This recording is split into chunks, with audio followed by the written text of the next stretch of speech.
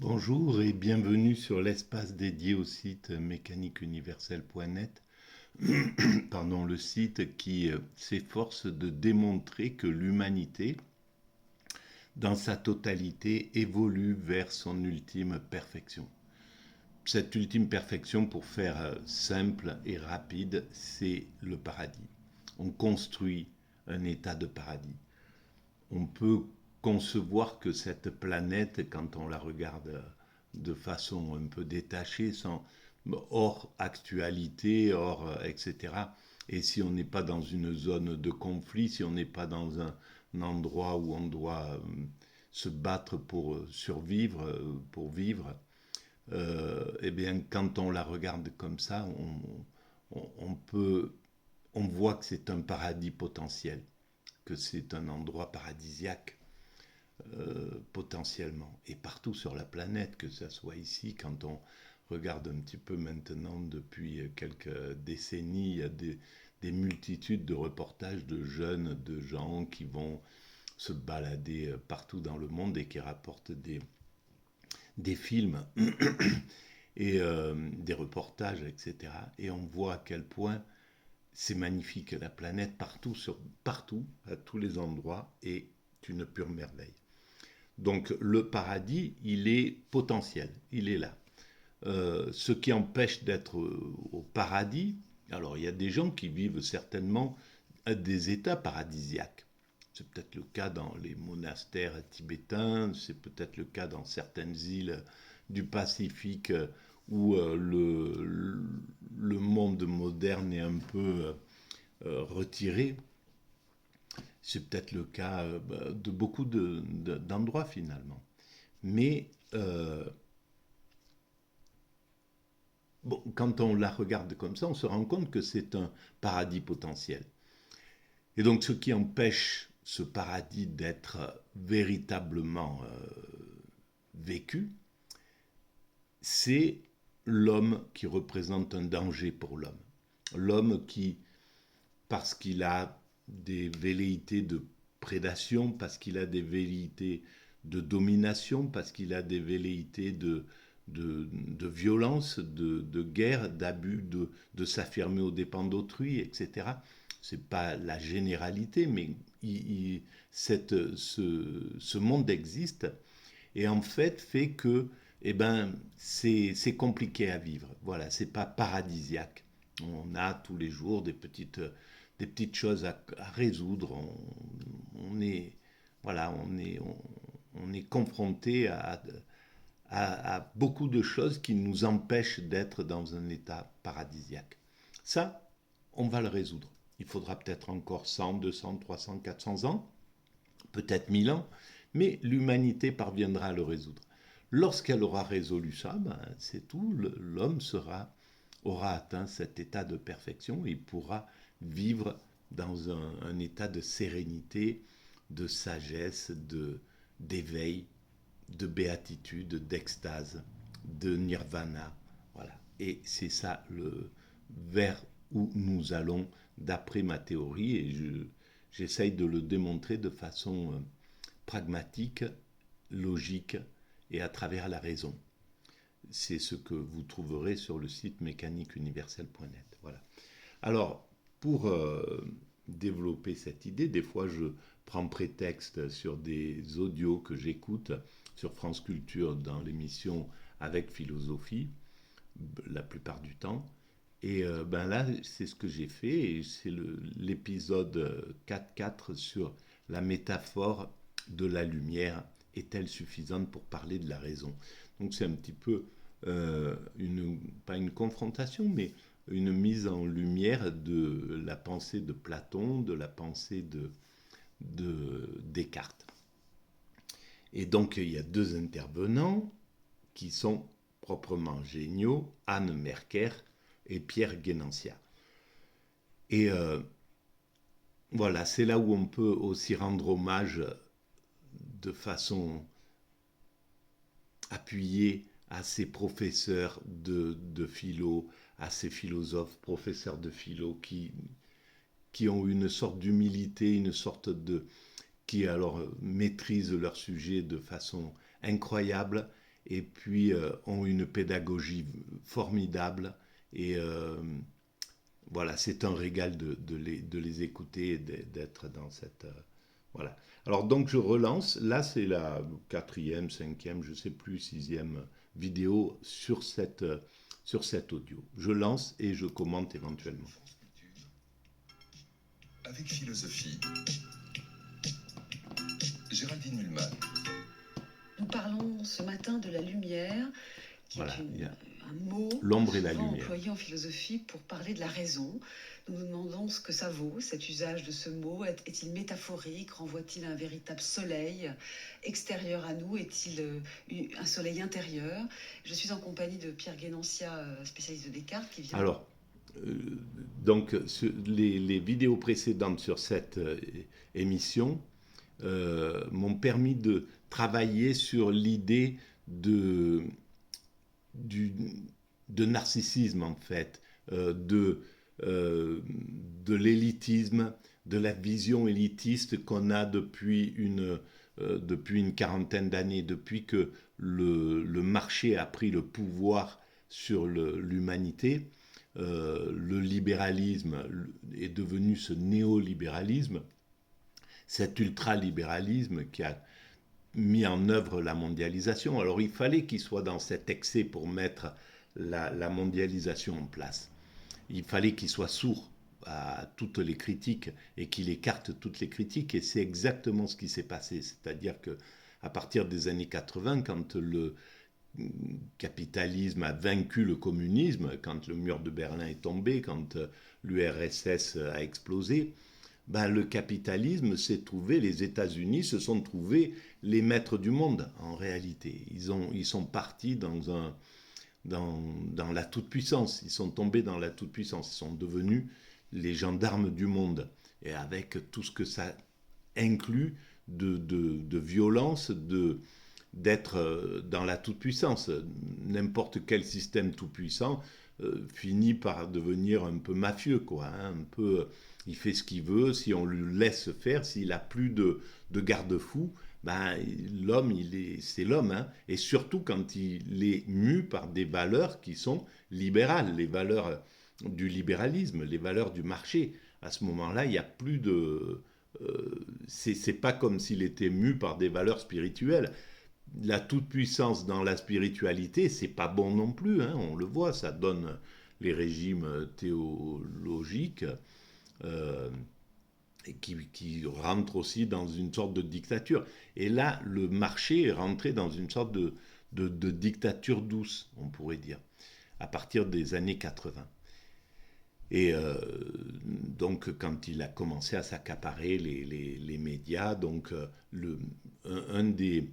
un de ses garde-fous, quand il a donc écrasé le communisme, qui était un de ses garde-fous, qui était le régime qui s'opposait à lui, qui était une sorte de compétiteur, donc chacun devait se comporter le mieux possible pour ne pas envoyer de carburant à l'autre.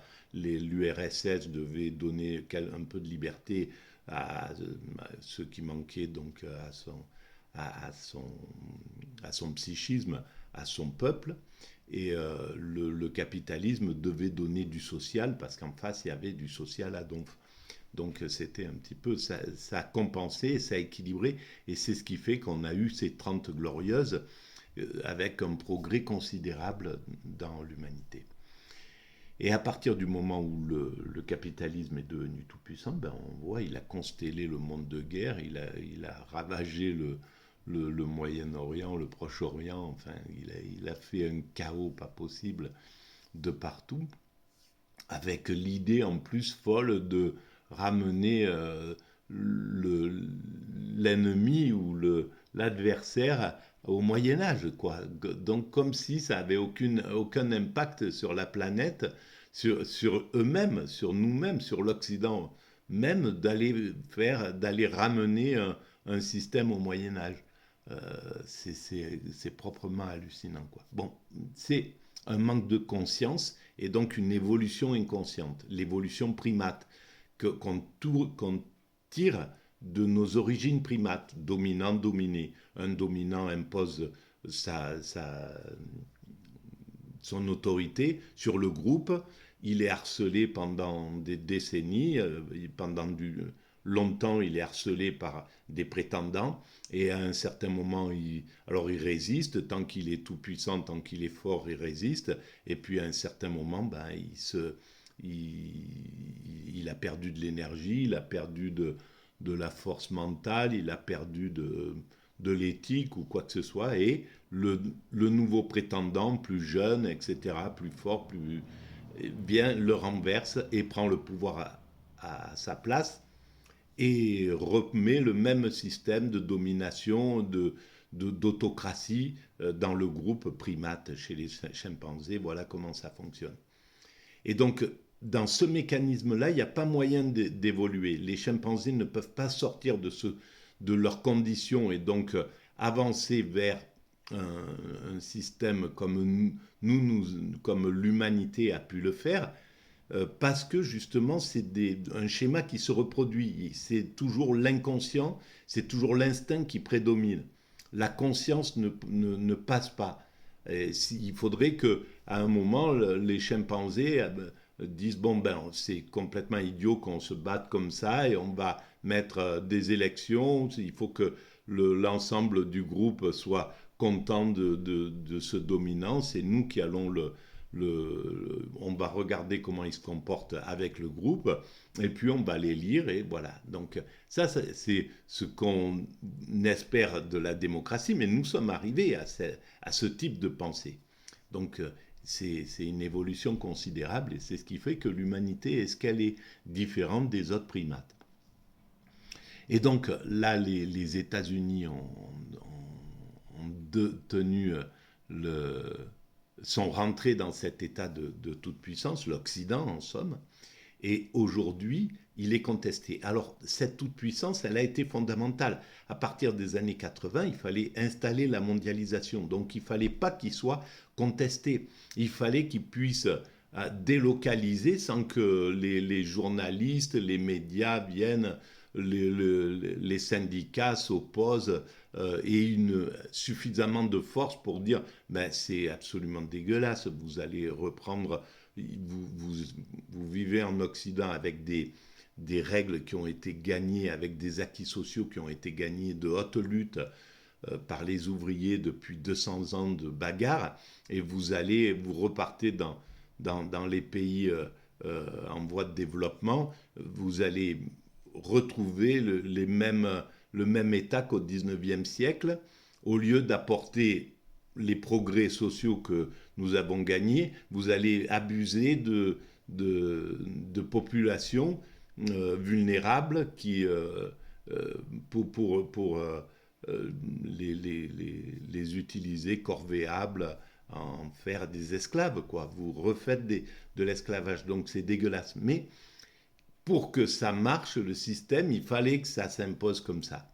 Il fallait que l'Occident aille vers le monde, le reste du monde, de façon conquérante, de façon abusante, de façon, etc., etc. Parce qu'on n'a pas la conscience, on n'est pas dans un niveau de conscience qui permettait d'y aller avec fraternité, avec empathie, etc. Le système occidental n'a pas d'empathie.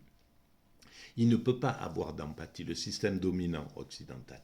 Tout simplement parce qu'il a derrière lui 600 ans d'esclavagisme et de colonialisme. Et ça a formaté la conscience de l'Occident.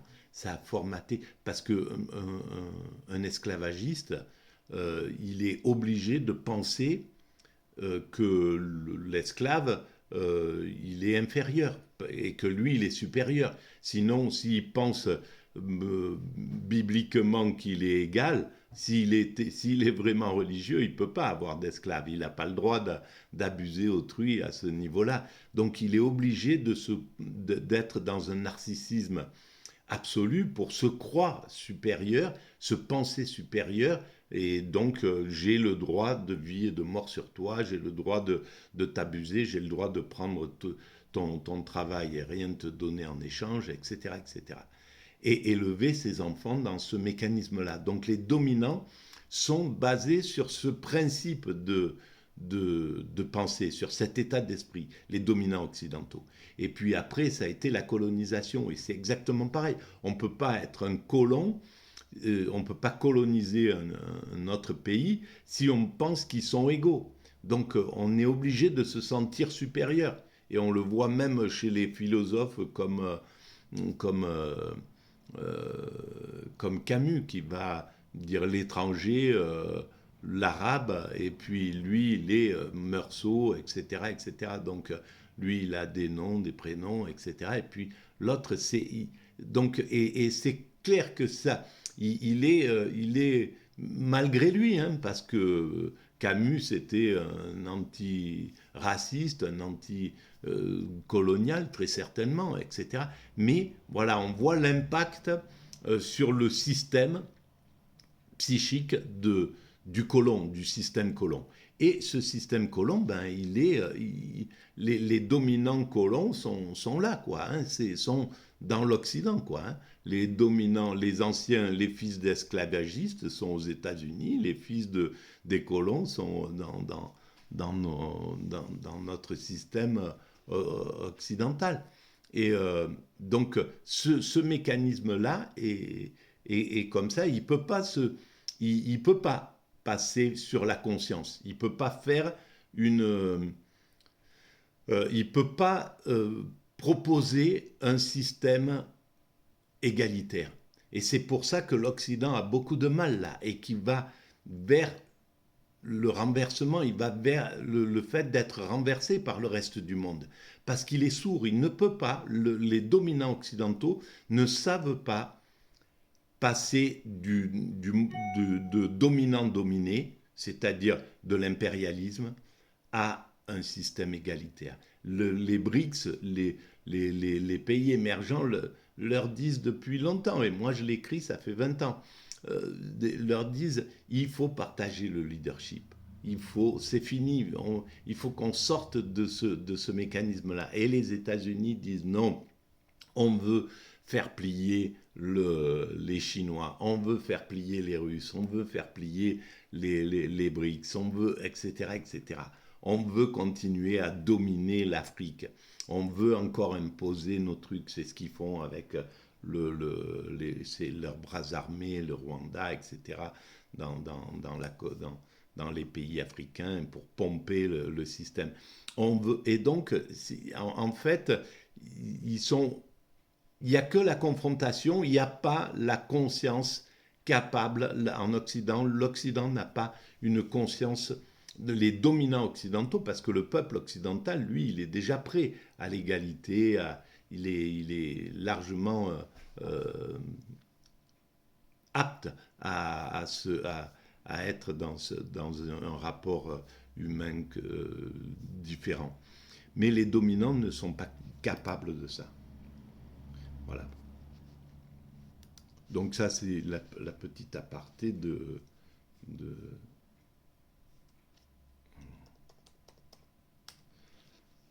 Là, on relance. Longuement nous expliquer ce qu'est le voir intellectuel pour Descartes, et en compagnie d'Anne Merker, spécialiste de Platon. Alors nous venons de voir, Anne Merker, que c'est le sens commun pour Descartes qui est la raison et qui est la lumière.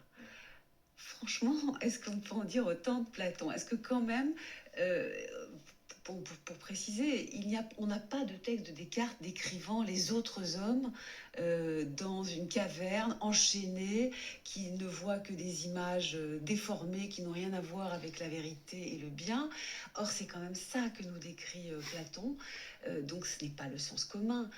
C'est vraiment... Donc, sur toutes les autres vidéos, ça a surtout éclairé cette émission-là. Elle a surtout éclairé pour moi l'élitisme ambiant dans les médias. Malheureusement, on ne peut... Et c'est un mécanisme, c'est pas une critique, hein, c'est comme ça. C'est que pour aller se mettre en avant, pour aller pour faire du média, il faut avoir un certain goût de l'élitisme. C'est maintenant là, hein, parce que très certainement que les journalistes de l'époque des groupes de, euh, tous ces premiers journalistes qui ont fait 5 colonnes à la une, etc., ils vivaient parmi le peuple, ils étaient avec le peuple, ils étaient payés vraiment très peu, quoi. Donc, c'était pas, ils étaient motivés par la mission, etc. Donc, c'était complètement autre chose. Mais là, on sent que les médias, c'est vraiment, on les a élitisés, on les a narcissisés, on en a fait on les narcissise, quoi. Et même sur France Culture, il faut qu'on les montre en train de faire un peu voilà, même on les oblige à des promotions qui sont, au lieu d'être dans l'humilité, d'être l'interviewé dont on n'en connaît rien, on ne sait pas ni son nom ni rien, on s'en fiche. Là, c'est vraiment l'usine à narcissisme.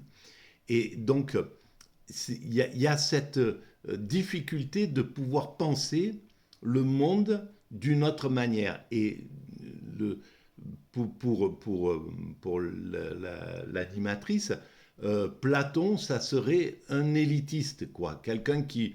Et pour celui qui représente Platon, là, le prof, le Pierre Guénancia, au contraire, il dit non, c'est pas du tout ça. Platon, c'était un universel, c'était quelqu'un qui avait une vision de l'égalité, qui dégradait pas l'image du peuple, quoi. C'était pas l'élite d'un côté et le peuple de l'autre.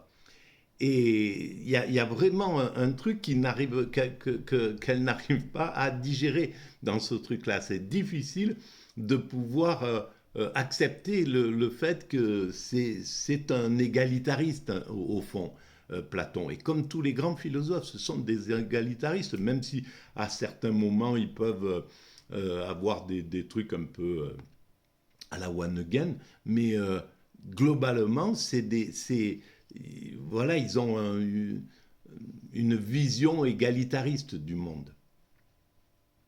Le voir philosophique, si. Non, le voir philosophique n'est pas le sens commun, mais au départ, nous sommes tous des prisonniers enchaînés dans la caverne obscure Voilà, avec les ombres. il n'y a pas Nous sommes le tous à philosophe égalité au fond de la caverne. Et le récit de Platon mentionne sans préciser qui est capable de nous en faire sortir, mais on sent bien qu'il y a, sans jeu de mots, l'ombre de Socrate qui plane dans ce récit. Précisez-nous cela, c'est très Et important. d'ailleurs, précisément, c'est quand même vraiment, ça vient de me sauter à l'oreille là, c'est que Platon, en fait, celui qu'il met en scène, c'est Socrate. C'est vraiment incroyable, quoi. C'est carrément, c'est l'anti-narcissisme par excellence, quoi. C'est pas, il va pas parler de lui, il va prendre une autre figure pour parler, pour raconter aussi sa propre vision philosophique du monde. Et ça, c'est quand même incroyable. Et c'est ce qu'on retrouve chez Duchamp, c'est ce qu'on retrouve, je l'ai dit dans une des vidéos, je ne sais plus laquelle. Socrate, j'ai fait le parallèle avec. Le personnage de Socrate permettait justement à tout le mais monde c'est Anne Merker, de c'est venir pas faire dans la Pierre rue Guénassia. et dans les gymnases gratuitement l'épreuve de la solidité ou de l'invalidité de ses propres opinions, mais avec des opérations qui n'étaient pas très agréables. Enfin, je veux dire, si Socrate a été condamné à mort, c'est pas simplement parce que la démocratie athénienne était viciée et que c'était tous des imbéciles. Enfin, c'est aussi que la pratique... Bien sûr, enfin, philosophe comme Socrate, c'est dangereux. Et peut-être c'est ça, et ça n'a rien à voir avec les sophistes. Voilà, là on a deux mondes, et c'est là ce que je reproche en gros à certains philosophes qui ont voulu casser Descartes, qui ont voulu casser Socrate parce qu'il apportait une morale, une éthique à l'humanité, mais qui était déjà présente dans la spiritualité, hein. Et donc, au profit des sophistes, pour mettre en lumière les sophistes, un peu, ou ceux qui se rapprochent de ça, c'est un peu, à mon sens, la vision que j'ai de la pensée de Michel Onfray. Mais l'humanité ne se trompe pas, elle a choisi Socrate, elle n'a pas choisi les sophistes. Donc, ce qu'elle veut, c'est la morale, c'est l'éthique, c'est mettre à l'horizon quelque chose de même d'inatteignable, voilà, la sagesse absolue, la pureté absolue, l'extase, c'est l'horizon. Mais et là, le monde et le monde actuel, il a enlevé cet horizon-là. Le marché a enlevé cet horizon. Il dit, occupez-vous juste de l'instant, jouissez de l'instant. Et c'est ce que préconise justement, j'ai écouté, je fais une vidéo parallèle sur Michel Onfray qui parle de Nietzsche. Euh, je la mettrai en ligne plus tard.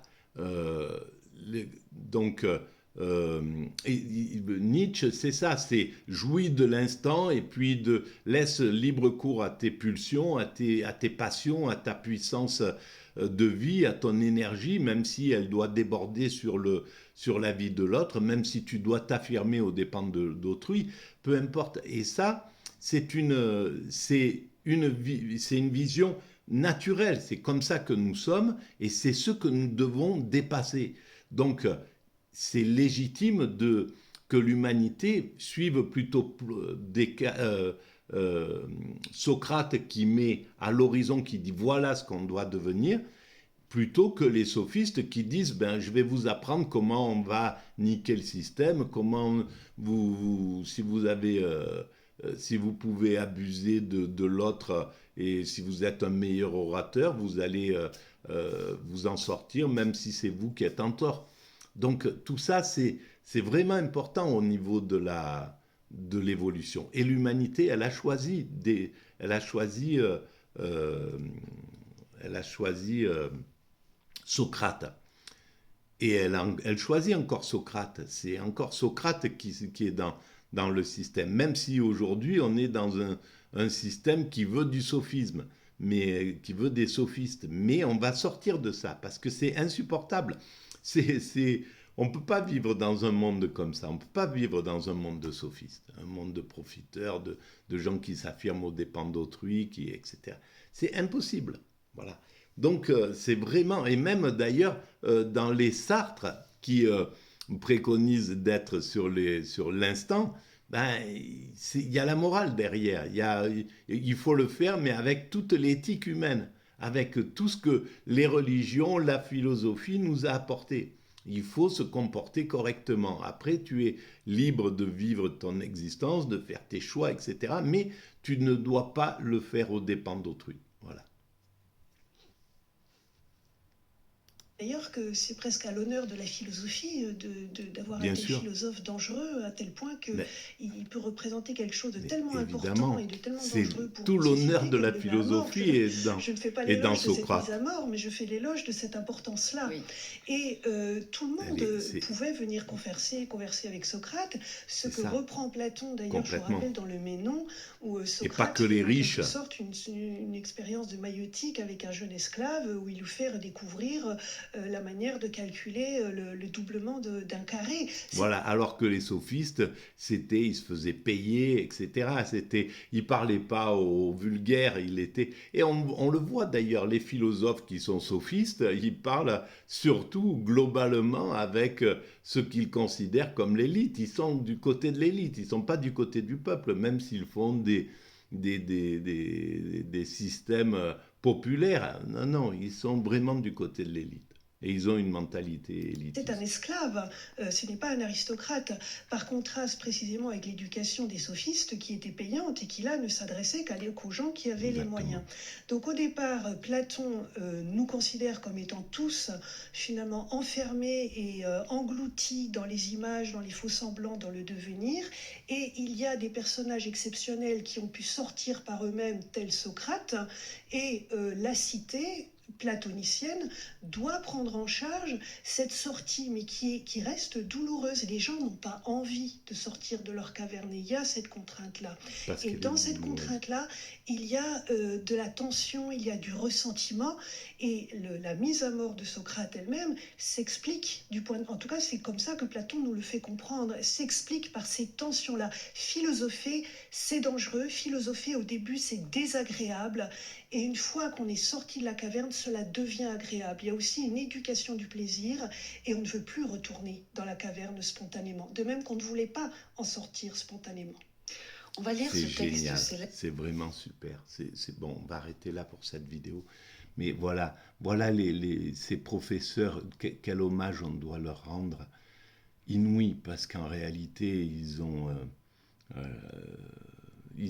et depuis tout le temps, au 19e siècle, au 18e siècle, etc., c'était ces vulgarisateurs, ces gens qui ont pensé, qui ont travaillé pour leurs élèves et puis pour le peuple, quoi, hein, euh, dans cette humilité et cette conscience de l'évolution, c'est incroyable.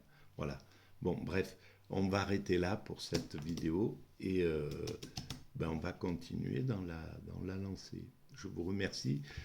N'oubliez pas que si vous pensez que ces idées ont un peu d'intérêt pédagogique, un peu d'intérêt pour nos frères humains, eh ben on peut, si vous mettez des pouces, des avis, euh, si vous laissez des commentaires, si vous vous enregistrez sur l'espace, c'est gratuit tout ça, ça donne de la visibilité, ça augmente la visibilité de cet espace, si vous le jugez nécessaire uniquement. Voilà. Si vous pensez que ça n'a pas d'intérêt ou si vous êtes contre ce type de pensée, il n'y a pas de problème et vous pouvez le dire d'ailleurs. J'en accepte toutes les critiques, absolument. C'est fondamental pour évoluer. Merci en tout cas de votre présence silencieuse et mais que je perçois. Merci.